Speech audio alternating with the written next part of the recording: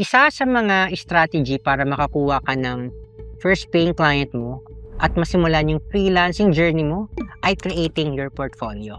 Maraming beginners yung iniisip agad, hindi pa ako ready dahil wala pa akong clients eh. Ito yung gusto kong malaman mo ha. Hindi naman kailangan na client base muna yung portfolio mo.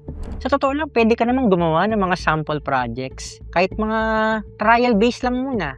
Halimbawa, kung gusto mo maging Meta Ads freelancer, gumawa ka ng sample ad campaigns para sa isang local store or kahit sa isang brand na kilala mo. Yung ibang students ko, yung ginagawa nila is they approach their friends, kamag-anak nila, and offer their service as pro bono muna. Then document everything.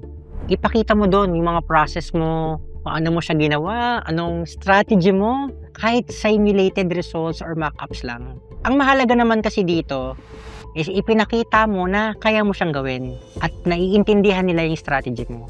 Sa totoo lang, yung mga clients naman, hindi naman laging portfolio lang rin yung tinitingnan nila. Madalas, gusto nila makita kung gaano ka confident.